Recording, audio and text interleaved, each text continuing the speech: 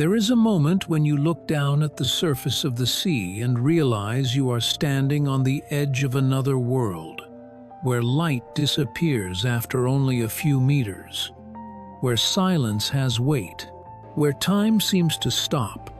And in that instant you understand that everything humans know is just a drop of water in the infinite ocean of the unknown. Scientists have sent submarines down more than 10,000 meters. Modern cameras have captured images no one has ever seen. Yet the deeper we go, the more tightly the ocean holds its secrets. Cliffs rise higher than skyscrapers. Creatures glow like drifting stars in the night.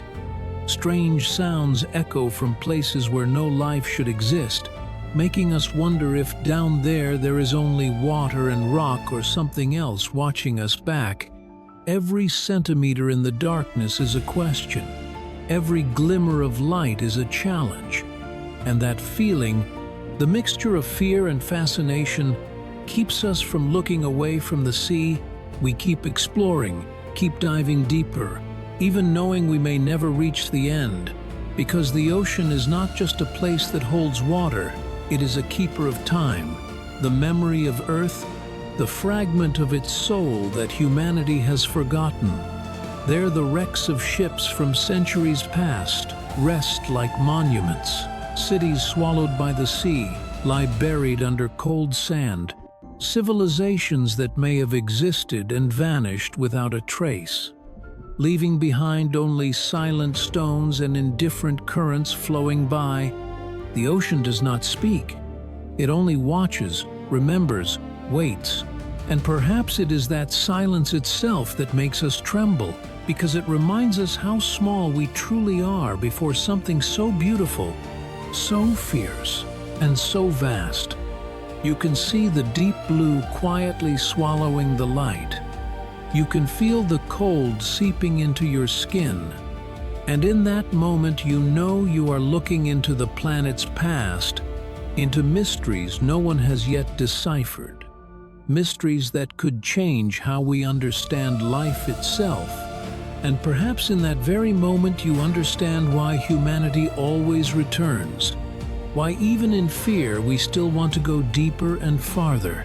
Because deep down we are not only searching for the ocean, we are searching for ourselves, for the answer to the question that has slept for millions of years, where we came from and what still waits for us beneath those waters where the light never reaches. When the last light from the sea surface fades behind you, the space ahead thickens like a bottomless black curtain. The small beams from the submarine's lamps no longer cut through the water but dissolve like drifting dust, glowing faintly as they float in the cold. Each particle, each tiny organism, like fragments of stars adrift in an alien sky, no longer an ocean but a silent universe, a place without day or night, only the steady rhythm of human breath, and the soft metallic groan as pressure rises. The submarine keeps descending, slowly, meter by meter, as if moving backward through time, to a realm where all sounds from the surface world are strangled, where every emotion becomes pure and frighteningly sharp. And in that silence, you begin to hear things you never could before: the murmur of the water, the faint crack of stone, even the beating of your own heart. Each sound a reminder that we are venturing into a place where humans do not belong. The deeper you go, the more the blue turns into a dim hue, shifting to indigo, then to complete black. The pressure gauge flickers, the temperature needle drops, while outside the world begins to change shape. The seafloor is no longer flat, but rugged, torn open with fractures like the wounds of the planet. Some parts rising like walls, others collapsing into abysses. The light reflects off silt and rock, creating strange illusions, as if something were moving slowly, a vast shadow then gone. Maybe just the current, maybe something watching. We do not know, and that unknowing makes the heart race, the breath shorten, like standing before a secret door you were never meant to open. And then within that pitch darkness, a faint light begins to appear. At first just a blur, then lines, then square shapes, slowly forming into structures that could not be natural. Stacked stones, walls, pillars, stairways worn smooth by time. And in that instant, you understand. This is not random scenery. These are traces of human hands. A city once alive now resting beneath the sea, buried under sand and seaweed, yet still radiating a cold beauty, both glorious and mournful. Small fish drift through doorways. Carved stones bear ancient patterns almost erased. Soft curves telling a story long forgotten. People call it the lost city beneath the Atlantic. Some say it is Atlantis. Others believe it is a fragment of an ancient civilization swallowed by an earthquake. But before such a sight, every theory feels small, because the sensation of standing between two worlds, one of the present and one of the past, is so vivid you almost hear footsteps and voices of those who lived thousands of years ago. The feeling overwhelms you, as if wandering through humanity's memory. Under the dim light, details emerge. A large statue broken in half, its face covered in algae, yet eyes still staring ahead. A long row of columns leading to a square buried in sand. At its center, a round stone engraved with strange symbols, like a language but unreadable. Water flows through the carvings, creating tiny ripples. And you realize this place is still alive, not in a human way, but in the way of the ocean. It breathes through the currents, speaks through silence, preserves memory through layers of sediment building year after year, and that makes it immortal. When you leave the area, your mind still echoes with the image of those ancient stones, a question repeating itself. How many other civilizations have been swallowed like this? How many stories never told? You look up, the light from the surface now a faint distant dot, and below your feet lies an endless trench where humanity has never set foot. This is the darkness of the Kuril-Kamchatka Trench, a vast crack on the planet's map, deeper than any ordinary ocean, where tectonic plates collide, where rock is crushed and melted, creating underwater mountains and vents spewing heat. Here life exists in unimaginable ways. Eyeless creatures with transparent skin glowing through chemical energy, drifting slowly in thick black water. Streams of microorganisms shimmer like tiny galaxies. A world completely different, both beautiful and terrifying. And you realize that here all rules of the surface mean nothing. There is no light, no trees, no warmth, yet there is life, resilient and enduring. And most striking of all, it does not need us. It does not need to be understood. It only needs to exist. You suddenly feel absurdly small. All the confidence of civilization, technology, and theory dissolves before something untouchable. You look through the glass, light glancing off the vertical walls of the trench, mineral veins glimmering as if the earth itself were breathing. Then suddenly the radar screen shows a strange signal, a massive metallic shape lying deep within the rift. Unnatural. The submarine moves closer, and when the light reaches it, you see it. A rusted hull, perhaps a sunken ship, perhaps relics of an ancient industry. No one knows. Because the sea keeps everything and buries everything. The sub circles it. Light reflecting off the metal makes the whole scene flare for a moment, then fade again, leaving only the sense of something unseen, watching from below. A gaze without form, not hostile but cold, as if the ocean itself were asking, why you are here, why humanity insists on entering where it does not belong. That question whispers in your mind, then fades with the current as the submarine begins to rise, passing through black silt, through thermal vents spewing from the Earth's core, through schools of ghostly fish. Everything blurs until only the hum of engines and the pale returning light remain. But just when you think the journey is over, you notice the sea above has changed color, no longer blue but a brilliant red, like blood, like fire. And then you understand, it is the Red Sea, where water and history intertwine, once the root of empires, where ships carried gold, silk, and war. The Red Sea is not merely beautiful water.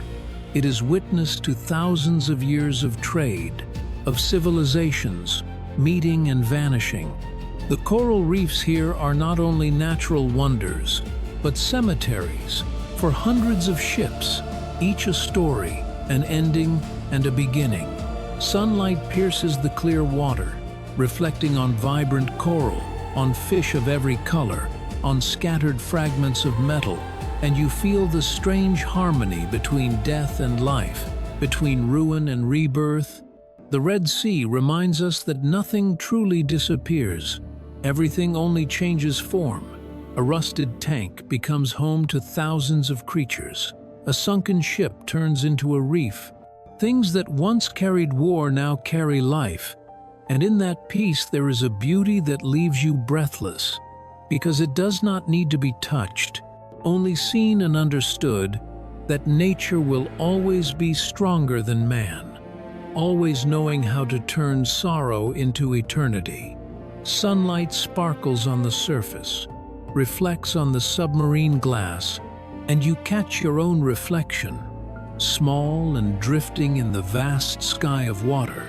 You do not know where you are, whether it is day or night. You only know this world is larger than imagination ever dared, and as the submarine breaks the surface, as water bursts around it, sunlight flashes bright and blinding, yet your eyes still hold the darkness below, where lost cities lie still, where ancient roads await human footsteps, where untold stories continue to be written in the language of water. You realize this journey is not just exploration but a reminder that the ocean is not merely beauty or resource. It is the heart of the planet, the memory of life, and the mirror of humanity itself. We always want to know more, to understand more. But perhaps what matters is not the answer, but that we still know how to ask, still know how to look down into the deep and whisper, "We know nothing." And in that moment, we are truly alive. As the submersible leaves the warm waters of the Red Sea, everything seems to change. The surface above slips away until only faint halos shatter in the dark. And below that, the ocean opens like an invisible gate, leading into a world without a name. No more vivid blue or glittering coral, only blackness, stillness, and density. As if sinking into the breath of the earth itself, each low groan of metal in the hull echoes through the cabin like the slow, careful heartbeat of the planet. Every foot downward blurs the boundary between humanity and nature a little more. Bands of green light from the control screen sweep across the pilot's face and catch an eager and tense gaze. At this depth, a small mistake could erase everything in an instant. But curiosity is stronger than fear. That is the instinct that keeps us from stopping. We want to see, to know, to touch what no one has touched. The sub keeps dropping, past water, so cold glass could shatter, through churning clouds of silt. Then suddenly the radar draws an odd curve, an empty pocket far deeper than the terrain around it. And when the lamps sweep down, we see the vertical walls of the Tonga Trench, a vast rift where the ocean looks torn in two. Knife-edged ridges run toward a horizon that never arrives. Cold currents pour down like fog, In that space, nothing is still. Everything moves slowly, yet endlessly. As if the earth were breathing, you can feel pressure from every direction. An invisible weight pressing down until the hull trembles. There in the dark, the beams catch strange life. Long, glassy bodies with light pulsing along their vessels drift by like streams of souls. Silent, glittering, then gone. Once you glimpse the shadow of a giant squid longer than the sub, gliding away without a ripple, leaving only the feeling of eyes on your back, the pilot says nothing and tightens his grip on the stick, because down here, every sound travels far, and every silence says too much. The Tonga walls rise straight and monumental. Deep fissures yawn like the mouth of the planet. Pale rock flashes when the lamps touch it and throws back a cool silvery glow, as if some hidden energy were moving inside the earth. At a bend, we find an open pocket, like an underwater valley, where the current slackens. At the center stand upright stones arranged in a circle. No one can say whether they are natural or built, but the shapes are too clean and the angles too exact. Faint symbols are cut into the faces like a language ancient and unreadable. Everyone in the sub goes quiet. Only breath and the soft thrum of the engines remain. It feels like standing before a temple of a forgotten world. If what we saw under the Atlantic was the memory of a civilization, then here beneath Tonga is evidence of something larger, perhaps a source, perhaps a missing link in the history of the Earth. No one dares to touch. We only look, because it seems a small motion might make everything collapse or wake. The lights pass over the pillars and reveal a strange creature clinging to the stone. Coral-like yet moving, it tightens at the touch of light, then opens and exhales a dim glow like a breath. Time slips away. Then the pressure readout shifts and warns of a large opening below. The sub eases forward. A forceful current tips the hull. The lighting flickers. In that instant, a ribbon of electric blue erupts from the fissure like a lightning stroke held in place, brilliant yet gentle on the eyes. A living light with a rhythm as if it were answering our presence.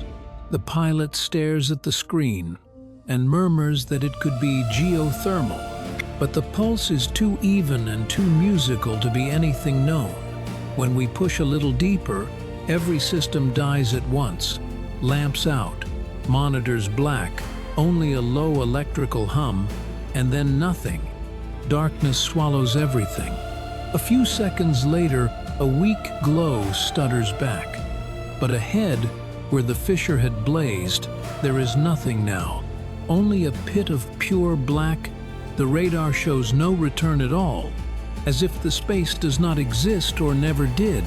The sub holds position, then drifts away in silence. No one speaks. And through the long ascent, no one can shake the feeling that something down there is waking and waiting to be seen. When we reach a safer depth, we turn west toward the Mindanao Trench, longer, deeper, and lonelier than Tonga. There are no signals there, and no surf, and no sound. Only water, cold, heavy, and grave. When we arrive, the beams fall on countless tiny creatures, shining as they swim in rings like a secret dance. In the middle lies a strangely level plain, covered in fine white sand like mist. There is no coral and no algae, only parallel grooves running on and on. Steady as if something once moved here, or something was once built here. No one knows. We only know the quiet is so complete that every breath is audible, and in that quiet, there is a presence hard to name, as if the ocean were listening. Each time you swing a light, you sense something moving behind you, light and quick like a shadow then gone. Nameless beings, quick sparks rising and fading. The scene becomes a Milky Way in motion, every speck a small soul, every current a long breath of the universe, and amid it all, a human is a single wandering mote. We continue south across the Atacama Trench, where burning rock below drives white plumes from the seafloor. Life survives here by other rules, clusters that feed on chemicals, bodies soft and translucent, giving off a faint haze of light. We find a strange reef growing on the bones of an old ship. The skin of the hull has nearly melted away, yet inside the shapes of steel columns, stair cages, and a rudder remain. As if time paused at the moment the vessel sank, schools of small fish weave through the frame. The lamps catch the rust until the whole ruin shines like glass. The pilot whispers that it looks like a church. It does. A cathedral underwater where ruin becomes peace. Light pours through a broken hatch and lays slow ribbons across the deck, like cracks in the memory of the sea. And we understand that down here there is no idea of loss, only change. The death of a ship is the birth of new life. Cliffs split so the world can move, and from darkness, light returns. We leave Atacama and head west, where the great blue hole opens like a giant eye in the Caribbean. From above, it is a deep sapphire circle set in jade water, so still and perfect it inspires fear. We drop through water so clear you think you could touch the bottom. Then the light softens and stalactites appear, long and heavy, hanging like the teeth of time. This was once a dry cave when the sea was low. Now the ocean owns it. Inside, sound echoes like the voice of rock. Every motion slows. You hear bubbles pop and the faint tap of metal and the breath that spreads through the water. And sometimes it feels like something else, a distant resonance. People who lived and died and drifted through this place. No bodies remain, yet somehow their spirits seem stored in the water. And you see that the ocean keeps the memory of death as well as life. It does not separate or judge. It preserves forever. When we rise, the sun sends 1,000 dancing paths through the clear surface, like a flight of spirits. The sight is calm and unreal. You look up at the bright skin of the sea and smile, because you understand that this journey is not only about the ocean, it is about the nature of life and curiosity and the endless drive to understand the world. We will keep diving deeper and keep searching. Where there is mystery, there is hope. And in that darkness at the heart of the sea, you hear something very small, almost a whisper. From nowhere and everywhere, it makes your heart tremble, as if the ocean were saying, "Welcome home." The night sea grows unnaturally still, the surface flat like a vast mirror, reflecting the cold moonlight. The submarine drifts quietly through the endless expanse, and in that moment everything seems to stop. No wind, no waves, only the steady hum of the engine like a distant heartbeat. Then the transmission to the control center begins to flicker. Thin strands of electromagnetic waves stretch like threads, and within that static, a strange frequency appears. Low, drawn out, like a call from some faraway place beneath the sea. The captain looks at the screen, his eyes uncertain, for this signal belongs to nothing known. Not seismic waves, not whales. It is steady, deep, and rhythmic, like a deliberate pattern. No one speaks. They only look at one another, then fall silent. The submarine turns toward the source. The closer it gets, the stronger the sensation that something is beating below. A slow, heavy pulse that can be felt more than heard, as if the heart of the planet itself were alive. We descend deeper, the light outside fading until the water thickens like air made solid. the radar outlines a massive shape on the seafloor, larger than any undersea mountain ever mapped. Uneven, but with a flattened peak, like a dome half buried in mud. The submarine slows and beams light across it. Everyone holds their breath. It is not a mountain, nor rock, but a vast structure, a dome made of something unknown, neither metal nor stone, but a fusion of both, opaque yet faintly glowing from within as if it were breathing. The light brightens and fades with a rhythm, each pulse stirring the surrounding water as if in response, a sequence of slow heartbeats spreading through the depths. And in that moment, everyone knows this thing is not natural. It lives, or once did. The submarine edges closer. Currents twist violently. The hull trembles. Signals vanish. The screens flicker with lines of symbols no one can read. Data streams cascading in alien code. The recorders capture low, resonant tones mixed with whispers that sound like voices, not in any human language.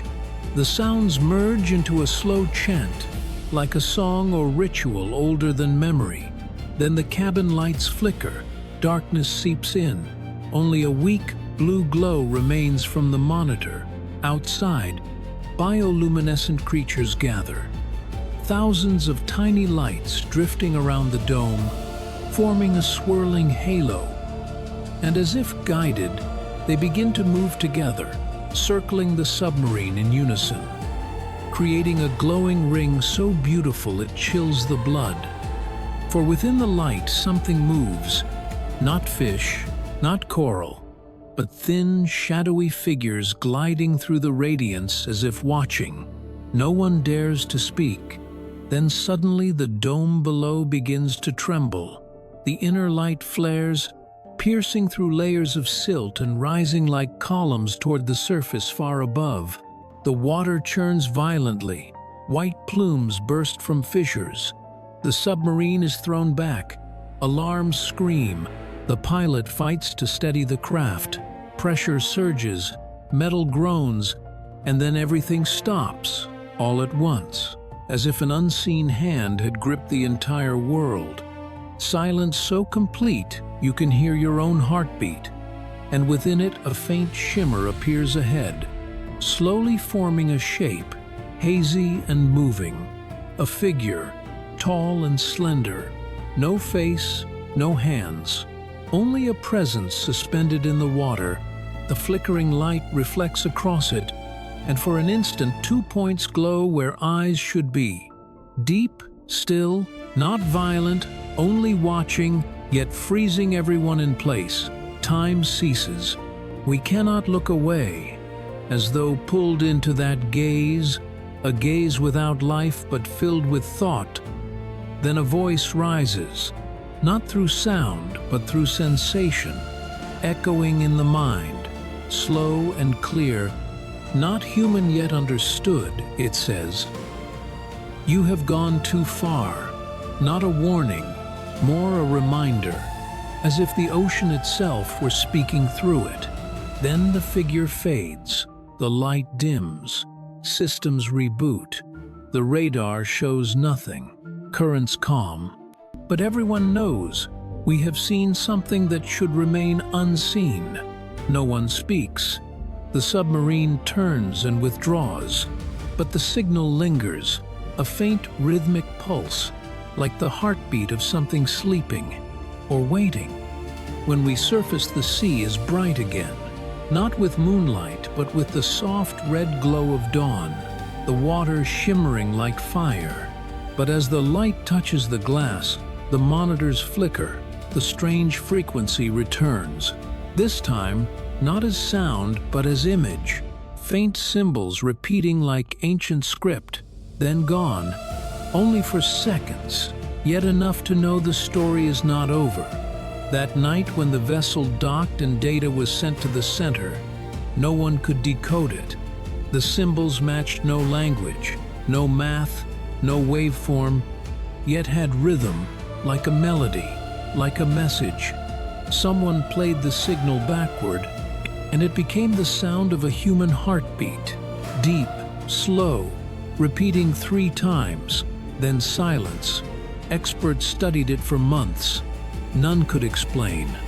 Only one note was added, that in the following days, seismic sensors at the Tonga Trench recorded gentle pulses, too weak to cause quakes yet perfectly regular, every 6 hours, like a beat, and through all that time no device could capture an image of the site.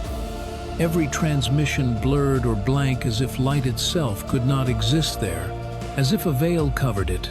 The divers who returned all shared the same dream. They stood in black water under a starless sky, pale blue light beneath their feet, and within it, thousands of human-like shapes standing still, faces turned upward, silent, waiting, unmoving. And when they woke, they still heard the rhythm inside their heads, soft, steady, endless, like the ocean breathing within them. Some never returned to the sea. Some became obsessed, devoting their lives to that frequency, and in their final notes, they wrote that the ocean is not a grave, it is memory, the soul of the planet, and everything that touches it is never lost, only changed, reshaped, and returned. What humanity sees is only the surface. Beneath it, something waits, not enemy, not friend, but memory itself, alive, breathing, watching. Some say that on nights when the wind is still and the waves are calm, you can hear it. Not the sound of water, but the heartbeat of the ocean. Slow, deep, and endless, reminding us that some secrets do not belong to us, and some doors once opened will never close again. After long days of return, when the submarine is moored at the harbor and the sea lies still and wide like a sheet of black silk, everyone remains silent. No one speaks of what they have seen. No one dares to recall the images still etched deep within their minds. The pale blue light, the sleeping dome beneath the depths, the whisper that echoed inside their heads. All of it feels like a dream, yet each detail remains painfully clear. Time drifts slowly. Waves lap softly against a boat. The hull the wind carries, the scent of salt, and the cool breath of the ocean. And in that stillness, something changes, not outside, but within, as though the sea has left a part of itself in each of them, a sound that never fades, a slow pulse like breathing. The echo is not loud or violent, only as gentle as wind, but steady, persistent. And the more you listen, the more you realize. It does not come to your ears, but from within your chest, from your heart, from your blood, from a memory you did not know you. Carried perhaps from that moment, humanity began to understand that the ocean is not merely water, not only waves, but living memory, the keeper of every beginning and every end of this planet. When you look into the sea, you are not seeing the present, you are staring into billions of years of history, where every grain of sand is a fragment of time, and every current carries the breath of creatures that once lived and vanished. And you are only a brief moment in that endless cycle that night. The city by, the shore still glows with light, yet human brightness cannot reach the void, where the sea and the sky become one in that darkness. Faint glimmers move, not ships, not stars, but drifting trails of light, slow and silent. Those who see them never speak, because they know some things must remain untouched, like dreams that need no meaning. The old captain sits on deck, gazing far out his eyes, no longer afraid, only understanding. He murmurs softly that the ocean is not frightening. It is only that humans are too loud to hear it. Speak. The others stay quiet, They know that everything they saw and felt was not chance, but the deliberate grace of nature, as if the sea wished to show them a piece of its soul before closing the door forever in the days that follow. Data is sent everywhere, but no one deciphers. The frequency scientists try to prove it is only physics, echoes between layers of water, results of pressure and temperature. Yet deep down everyone knows there is something else, something immeasurable, something beyond definition, because that feeling does not belong to reason but to spirit. Some leave their work and live by the shore, silent, unwriting, only listening. Some devote their lives to that sound, hoping to learn the language of the sea, but they do not know that some things are meant to be felt, not explained. For when we dissect mystery, we lose its beauty. Just as when we analyze a song, we stop hearing the music. The storyteller stands on the shore, watching the waves and in their rhythm. Here's something familiar, a slow, steady beat, like a heartbeat, like a call from the other side of the world. He understands that the sea does not wish to frighten us. It only wants us to remember that we were born from it, and sooner or later, we return to it. The ocean swallows no one. It merely takes back what has always belonged to it. We arrive, we depart, and it remains like a mother patient, vast, forgiving, sometimes fierce, but never cruel. Only humans break the balance. Only humans forget to respect what they cannot understand. The ocean hides no secret. It is silent, and it is that silence that terrifies us. For humans cannot bear silence. They crave noise and answers. But the sea needs no voice. It simply exists, and existence is enough when night falls. Sound of waves against the shore becomes breathing, becomes a lullaby, a story that never ends. You can sit for hours, and if you truly listen, you will hear your heartbeat in the surf, your breath in the wind and in the moonlight on the water. The memory of millions of lives that have loved, lost, and dissolved into the sea. All still here, only changed in shape and name. And with every wave that breaks, perhaps it is the greeting of old souls, those who sank, those who fell, those the sea kept and braced. Now return to say they are still here, that the sea is not a grave but a cradle, where all loss becomes renewal, where death is only another form of continuation. And because of this, the ocean never ends. It only moves like time, like life, and no matter how hard humanity tries, we are only travelers passing through, unable to own, unable to conquer, only able to give thanks. Some say that if you stand alone by the sea on a moonless night, close your eyes and listen, you will hear your name not called by wind but by water, because within water lies the memory of every creature that ever lived, and a part of you belongs to it. We carry water in our blood, salt in our tears, tides in our hearts. We are not apart from the sea, we are of it. And when we look at the sea, it looks back understanding, for it has seen everything.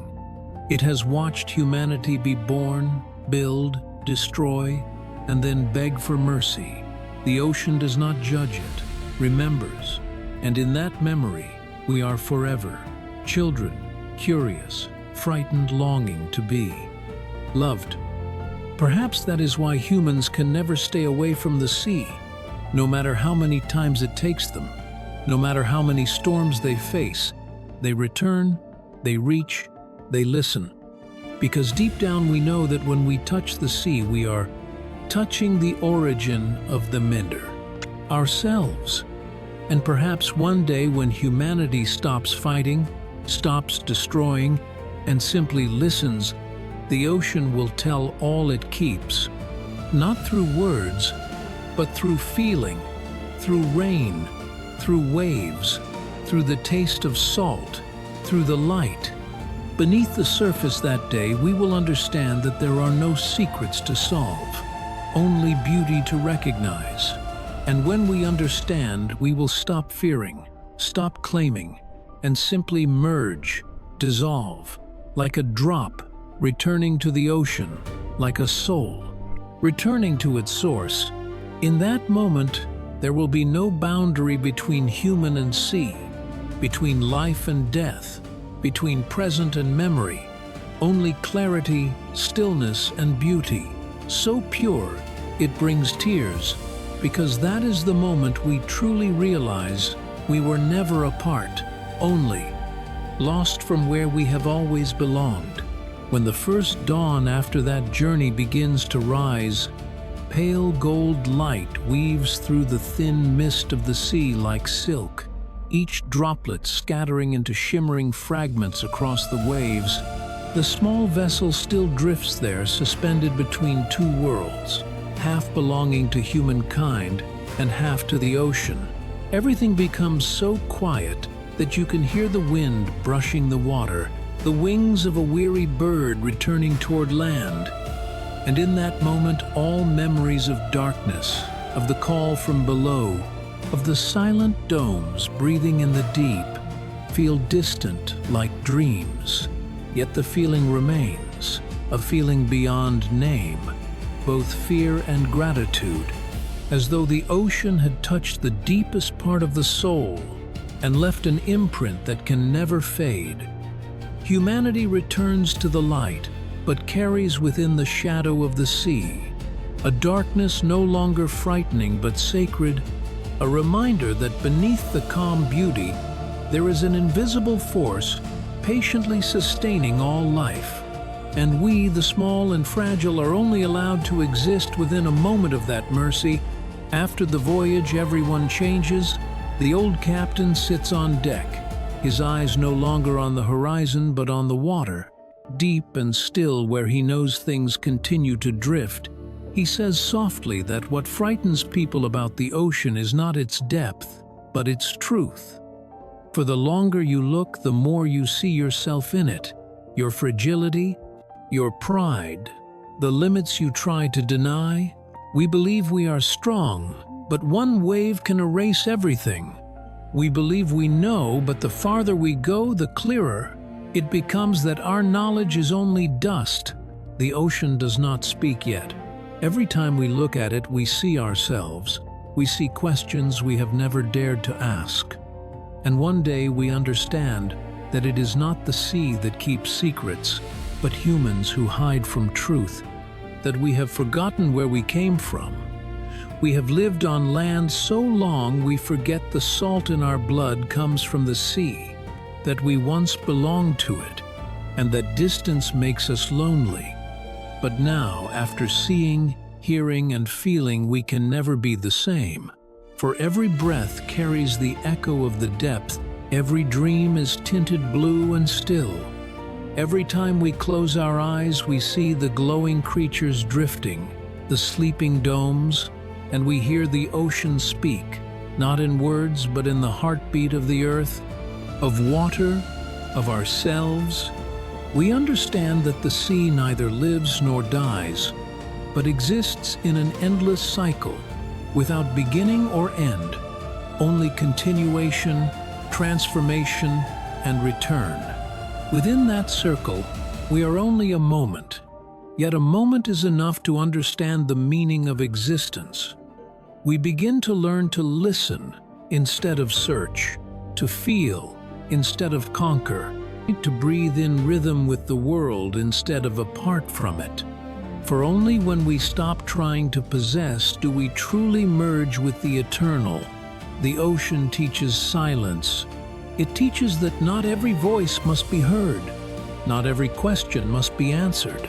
Some truths are meant to be felt by instinct, like how the wave understands the shore, how the fish knows the current, and how the sea knows the wind.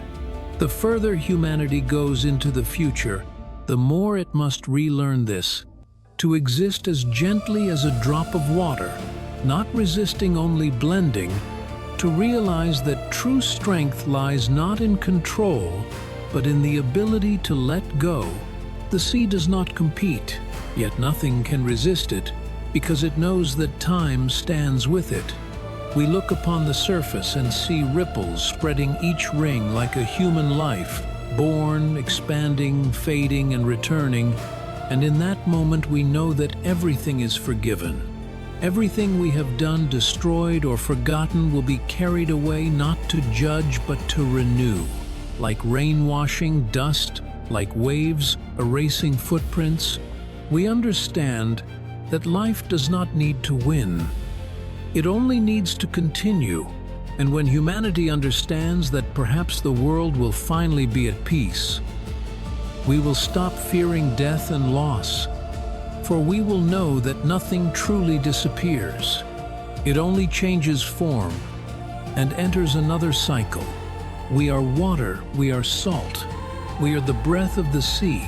We have traveled far, only to realize that what we sought has always been here within our own bodies, our own heartbeat, our own tears, in the sound of waves that cradle us to sleep each night, and in the memories we once dropped into the sea.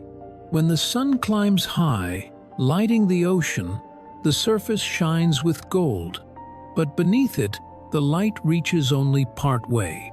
The rest remains darkness. Yet we no longer fear that darkness, because we know within it there is life, there is memory, there is warmth. Without words, darkness is no longer the enemy but the blanket that shelters. What we do not yet understand, the cradle of stories not yet told. And when we learn to love the darkness, we finally understand the light, for neither can exist without the other. Just as humankind and the ocean coexist, breathe together, stay silent together, and continue writing the endless story of this planet. When we stand before the sea and watch the waves crash and withdraw, we see ourselves coming and going, loving and letting go, fearing and daring, changing yet always the same, no more, no less. And in that realization, something within us is freed, not by an answer, but by knowing that no answer is needed, only the awareness that we live within the same breath as the ocean, and that is enough. Some say that when a person truly understands the sea, they stop speaking, stop fearing, and stop searching for. They have found themselves in the salt water, in the gentle darkness, and in the sunlight, shattering on the waves, and perhaps that is the gift the ocean gives to those who dare to dive deep. Not gold, not secrets, but awakening, return, and peace. A peace beyond words, only felt like the soft beating of waves against the heart.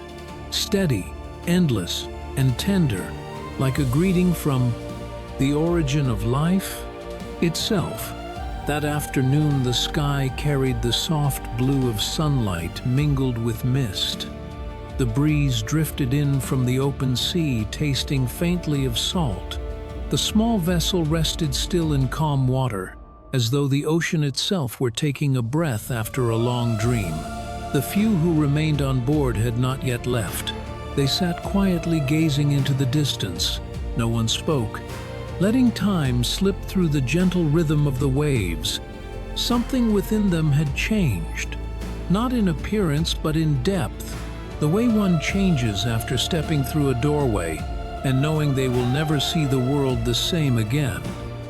The sea looked unchanged, vast and endless. But the light on its surface was no longer only light. It now carried breath, memory, and the silent voice they had once heard rising from the deep. The old captain stood and looked down into the water, as if searching for something he had lost. He said that the ocean does not speak in words, it speaks in time. Each wave is a breath, each gust of wind a memory, and humans need only listen. Then he turned to the younger crew, his voice slow. When you are afraid, the sea will remain silent. Only when you show respect will it open its heart. And once it does, no one can return unchanged. They understood, because within them that sound still lived, the sound of darkness, the colossal heartbeat they had heard in the depths, now no longer frightening but part of them, like breathing, like remembrance. Perhaps the ocean had chosen them, or perhaps they had simply touched something humanity had long forgotten, that the world does not belong to us. We are only guests passing through, meant to learn, to remember, and to tell the story. In the days that followed, they returned to land but carried the scent of salt in their hearts. Everything on shore felt different. The hurried rhythm of life, the bright light, the endless noise, all seemed foreign. For once you have heard the silence of the sea, every other sound feels small. The young engineer who once manned the radar left his job. He walked the shore each day, recording wind and waves and smiling to himself. He told the captain, "The sea is still speaking, only no one listens." The biologist who once feared the darkness of the trench spent her life studying glowing creatures, believing that each spark of light was a living memory, the spirit of something reborn. She called it the language of renewal. The captain himself rose early each morning and sat by the shore, doing nothing but breathing and watching. He knew that when we stop trying to understand, we begin to feel that the sea is not a place we come to explore, but a mirror we come to face ourselves. Perhaps that is why every voyage outward is also a journey inward. We think we search for secrets out there, but we are really searching for our own essence. The others each went their separate ways, yet all carried a faint light in their eyes, a light only those who have touched the darkness of the sea possess. It made them quieter, gentler, and strangely happier. They no longer feared loss, for they had seen life within death. They no longer feared loneliness, for they knew that beneath every wave, countless souls were breathing with them. And they no longer feared forgetting, for they understood that memory does not live in the mind, but in the water, in the breath, in every drop of rain, in every heartbeat. The sound remained, even far from the ocean. Close your eyes, and it returns, slow and deep and steady, like the heartbeat of the earth, like the lullaby of an ancient mother. We live within that rhythm, sometimes forgetting, but it never forgets us, for we are part of it. And once we understand this, humanity stops chasing immortality, because we realize that eternity is not about extending life, but about merging with the flow of it. When we stop resisting, we are already eternal. Every droplet in our bodies was once part of the sea, once fell from the sky, once touched stone, once became cloud, and now it flows within us, carrying the memory of everything. This teaches us that nothing is lost, nothing is new. There is only transition and continuity, and that is why the ocean never dies, because it is the cycle of life itself, the memory of the earth. And we, though fleeting, are each a current within it. Perhaps this is what the sea wants us to know, that we need not conquer. Only remember, live, and breathe with it. Somewhere else on a strip of sand, a child stands before the sea, eyes wide in wonder at its immensity. He throws a pebble into the water and watches the ripples spread and laughs. In that laughter there is the innocence of one who does not yet know fear, and perhaps that is the state the ocean loves most, because it sees itself in that child. In him it sees the origin of life, the future, the faith. The old captain watches and nods. He knows the journey has ended but never truly ends. For each time someone stands before the sea, looks into its depth, and feels small, The journey begins again, needing no ship, no instruments, only a heart that can listen, a mind that can be still, and a soul humble enough to enter. For that is the only key to the deep, where the ocean keeps the secret of everything, not to hide, but to share with those who are ready. And in that final moment, as the sun sets, the sea glows again, not with sunlight, but with the light that comes from within, the light of life, of memory, of eternity, soft and slow and breathtakingly beautiful. Once more the ocean whispers so quietly it sounds like wind that we were never apart. We had only forgotten the way home. And now it is time to remember. Night descends softly like a thin veil, laying a gentle silver light upon the sea. Waves brush the shore like the steady breathing of a vast sleeping creature. Yet beneath that calm surface the ocean moves, silent and endless. And perhaps it is within that silence that the greatest things take place, unseen, unheard, only felt by the soul. Now the vessel holds only a few people, those who have journeyed through the deepest night, who have heard the breathing of the sea and faced what reason cannot explain.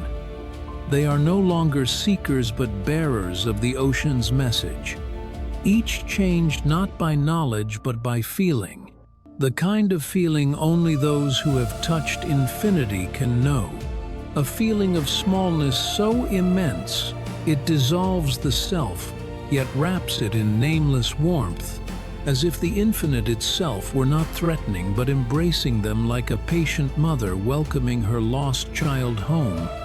The old captain says little, his eyes fixed on the horizon where sky fades into water. In his gaze lies a quiet light, the understanding beyond words. He knows that what they witnessed is only a fragment of something far greater, for the ocean holds not only life but memory. The memory of the planet, of everything that has ever been. Each droplet is a story, each wave a chapter, and mankind has learned only the opening lines. The young woman who once trembled before the darkness of the trench speaks softly. She says that in the blackest night, she saw faint trails of light, drifting slowly like wandering souls. And in that instant, her fear vanished. She realized that life exists even in shadow, that beauty endures where light cannot reach. Only humans are too restless to see it. And this made her believe that nature speaks a language beyond words, needing no letters, only silence and presence. The engineer says that when he turned on the recorder at 10,000 meters, he did not just hear waves but a slow, steady pulse like a heartbeat. At first he thought it was a malfunction, but after hearing it hundreds of times, he understood it was not noise, but a living frequency, one he could not define. It made him realize that the ocean is not empty space, but a body breathing, feeling, thinking. Humanity simply has not yet learned how to speak with it. And perhaps their journey was never meant to discover but to listen. To hear what the world has long ignored, that Earth is not a stage but a living being. We do not stand upon it, we exist within it like cells in a body. And when we harm the sea, we wound ourselves. Understanding this, they no longer wished to prove or record anything, because every piece of evidence seemed small beside the truth they had felt. They only wished to live differently, slower, kinder, more grateful. That night, the captain told them an old tale that sailors once believed there were spirits in the ocean that kept the balance of the world, and that when humans forgot respect, those spirits would withdraw and the sea would rage. He said he did not know if it was true, but perhaps the true fear is not when the sea rages, but when it falls silent. For silence means it no longer hopes to be understood. Then his voice deepened as he said the ocean only wants to be heard, to be loved, as it has loved us for millions of years. And if we learn to listen, we will know it has never hated, never sought revenge. It is only waiting for us to remember. His words left them speechless because they understood that nothing is stronger than nature's patience and nothing weaker than human indifference. The next morning, the sea shone like a vast mirror, reflecting a sky of crystal blue. And in that moment, they felt the world reborn. Each bird crossing, each beam of light touching the water, each drop of dew upon the rail carried the breath of a new beginning. They said nothing, because words could not contain what they felt, only silence. A silence full of gratitude, like a bow before the sacred. Someone quietly asked whether what they had seen was real. The captain smiled and said it no longer matters whether it was real.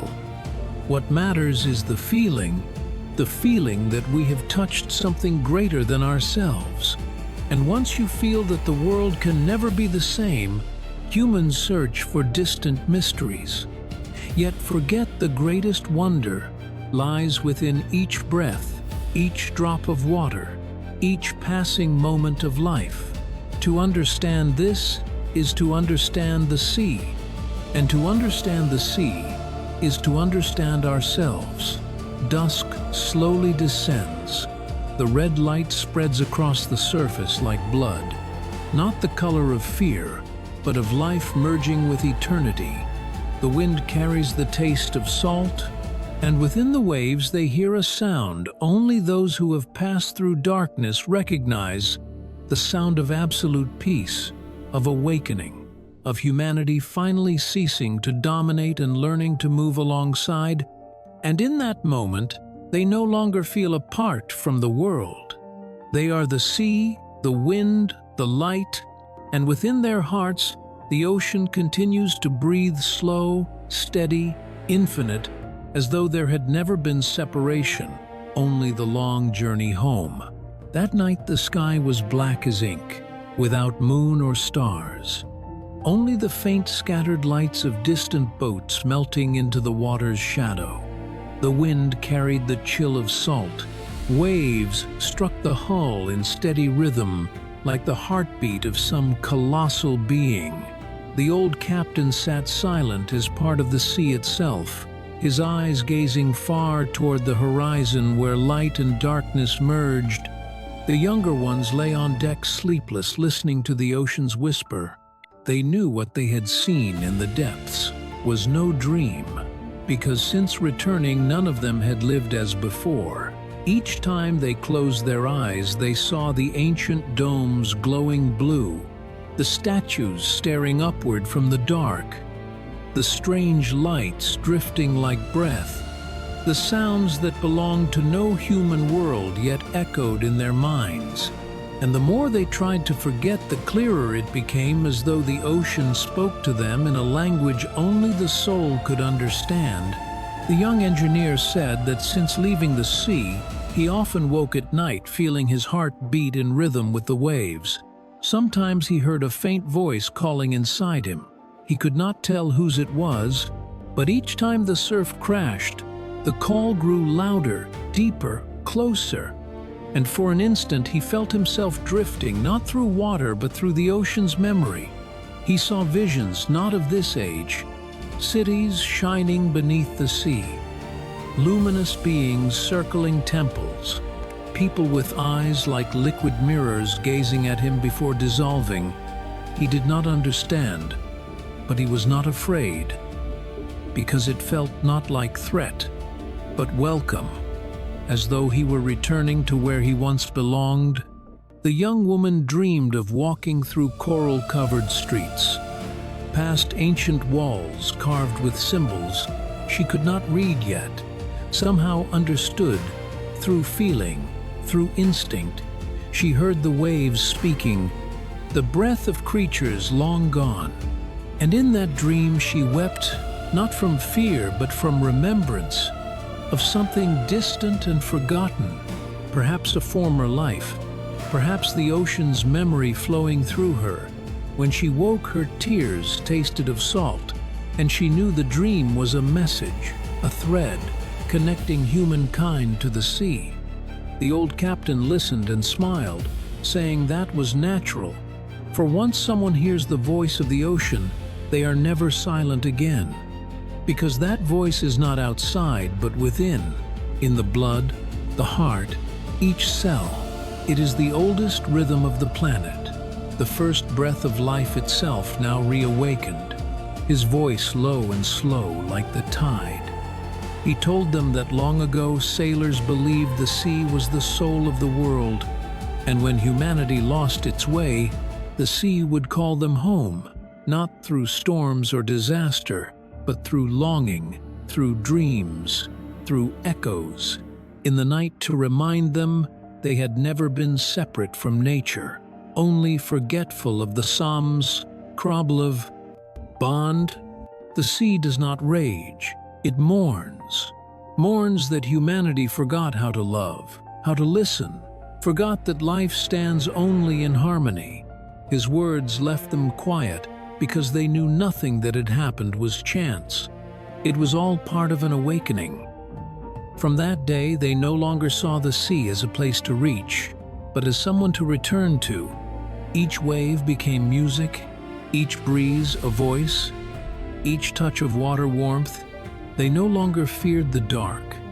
The sea felt near as breath. They realized that all they once sought, knowledge, power, conquest, meant nothing without reverence and understanding. For knowledge is only a tool, but reverence is the soul, and only with a soul does knowledge become light rather than flame. The engineer carried his old recorder each night, placing it near the shore, and in stillness he listened to the ocean's frequency, sometimes drums, sometimes song, sometimes deep vibrations like prayer. He recorded hours of it, but shared none because he knew it was not proof to show, but truth to keep. The young woman kept writing not scientific reports, but pages of soul. She wrote that the sea is the heart of the world, that every small creature is a story, that every wave is a breath of ongoing life, and that when humans wound the ocean, they tear a part of their own memory. She believed that one day when humanity becomes quiet enough, they will hear the sea speaking in light, not through machines, but through spirit. And perhaps that will be the day the world finally understands itself. The captain left without a word, leaving behind a small notebook. Inside, no map, no coordinates, only one trembling line. The ocean is not beneath your feet, it is within your heart. Whoever understands this will hear the waves even in the desert. The day he vanished, the sea was unnaturally still.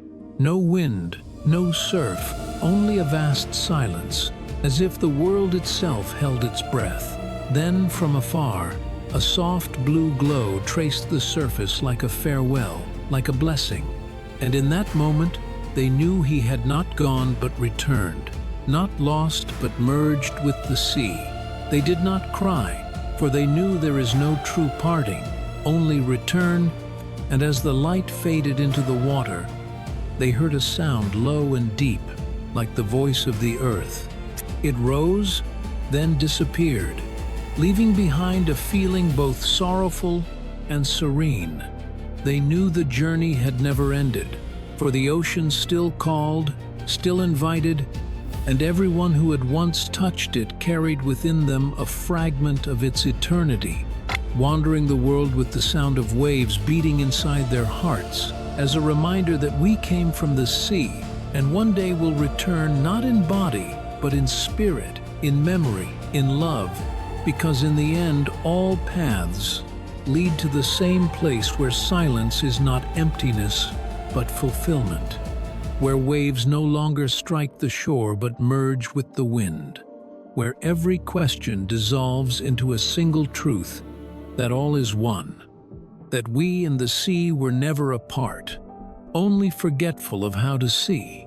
Dawn rose slowly, the first light of day slipping through thin clouds like breath, casting a soft golden hue across the sea. The wind carried the scent of salt, the scent of life, the scent of memory.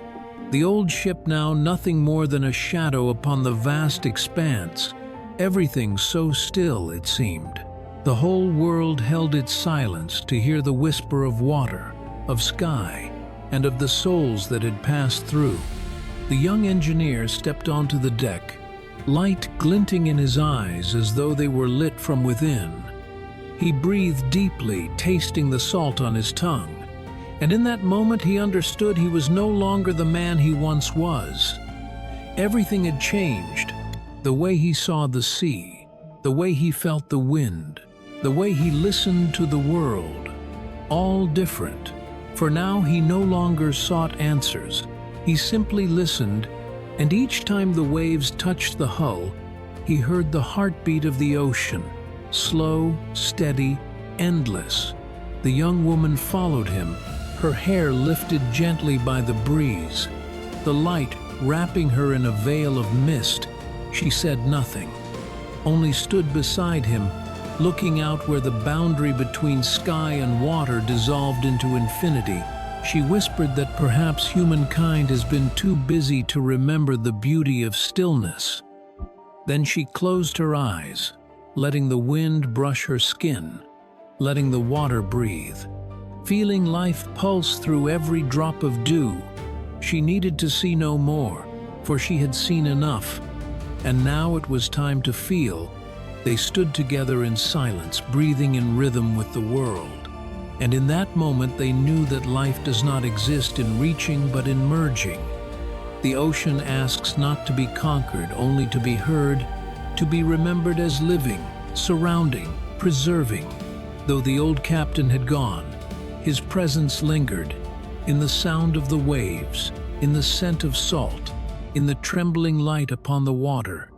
He had become part of the infinite, and now each gust of wind carried his voice faint and tender, saying that humanity was born from the sea and will one day return to it, not in body, but in memory, in breath, in understanding, in love. For only in love do we truly exist, and only in love do we touch eternity. The sea is the memory of the world, the keeper of all souls that have passed, and to love it is to love the deepest part of ourselves. The engineer placed his old recorder near the railing, letting it capture the morning, the gentle waves, the wind, the distant wings of birds. And among those sounds he heard something new, a low, deep pulse, not from any creature or tide, but the sound of a heartbeat, slow, warm, alive, as if the earth itself were breathing. He looked out across the water and saw faint blue glows rise and fade like luminous breaths dissolving into air. He did not fear or wonder.